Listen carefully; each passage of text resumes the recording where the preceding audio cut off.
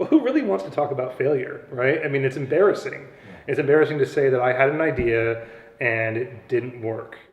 Det her er Tyler Goss, Global Innovation Development Manager hos Turner Construction i Californien.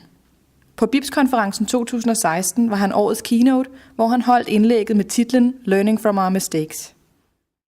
We wrap a lot of ourselves up in our emotions and our biases and our self-worth in the work we do. And if you do something that doesn't work, it's very hard to admit that to someone else. I mean, it's actually just sort of a central human failing. And I think we don't talk about it in public because we don't want to be perceived as a company that spends time, that wastes time on failed efforts. I sit indlæg refererer Tyler Goss til økonomen Albert Winters jobloop, hvor mennesker fastholder sig selv i et kredsløb af at arbejde for at tjene penge, så vi kan købe ting. Men mennesker behøver ikke gøre det samme om og om igen. Det har vi maskiner og computere til.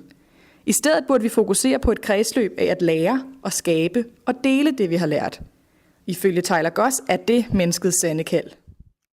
The only way you really expand rapidly the knowledge base of an organization is through failure. Failure lets you know exactly what are the limits of current practice, what are the constraints you're under, then you can start to operate on those things as variables. Ifølge Tyler Goss er der masser af gode eksempler på virksomheder, som har lært af at lave fejl. SpaceX is a great example, right? They've had some very public failures very recently. They have been trying to land a rocket stage on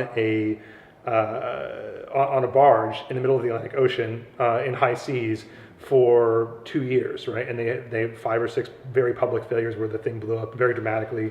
But every time they did that, they learned the limits of their software, they learned the limits of the hardware, they learned what they needed to do to engineer the solution, and now they can land them successfully, right? And so they were able to do something that was not known or not believed to be possible for many decades. And now that they've done it, now they have a competitive advantage. Men hvordan har Tyler Goss det så med at dele sine egne fejl?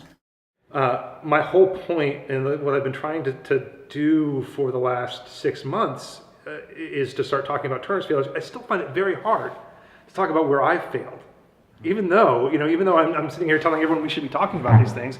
So let me talk about a couple of failures we had. In 2012, I moved from New York to San Francisco. I was the regional VDC manager for Northern California, in charge of all of our virtual design construction efforts. So that's coordination and sequencing and cost estimation and facilities management, all the things that we do through BIM. And I had my boss, who was the operations manager there, said we wanted to BIM up the estimating department. That was the extent of it. Again, he didn't understand what he meant. He just wanted to BIM it. That was the extent of his knowledge. And so I went and I went to Vico, which was the company at the time. They were then subsequently bought by Trimble. I went to Vico and said, well, you have the only product on the market right now that does a real integrated 5D model. That you can take the model data and the cost data and the schedule data, integrate together and get a real understanding of the dynamic cost nature of the building. So I want to buy the software. Bought the software, and now I want to bring it to my estimators. So I brought it to the estimators. I spent $80,000 on training, and what I didn't do, and what the failure was, is I didn't go and ask the estimators what they needed. Because ultimately they liked it, they saw the value of it, but they couldn't. They understood the theoretical value of it, but it didn't matter to what they needed. The estimator's problem, which I didn't ask them for, which I should have asked, was that they had to produce estimates so fast that they didn't have time to do anything really fancy, So from that, I learned, okay, well, I can't use this 5D fully integrated. The market, my internal market of the estimators isn't ready yet.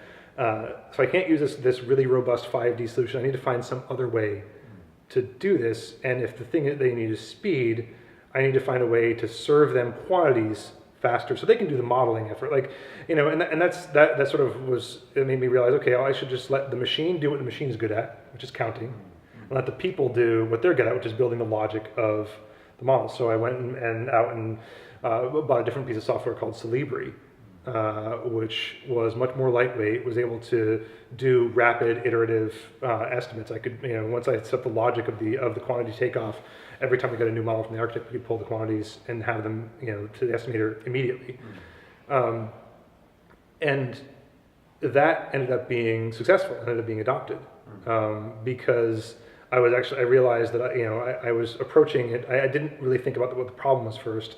The failure was because I didn't think about the problem. Then I was able to it allowed me to go back and find that problem, find what the real problem was, and find a solution that would address that problem, not what the problem I thought was that I was thinking of in my head. So the failure in the end became a successful failure. Yeah. See, I still can't talk about failure, right? Because That's true. but that's the point, right? The point is that the failures tell you the limits of practice.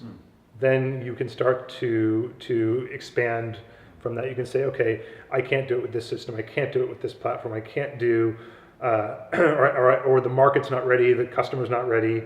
So I need to find a different way to effect the change that I think is valuable. I just need to find a different system to engineer. Find and engineer a different system.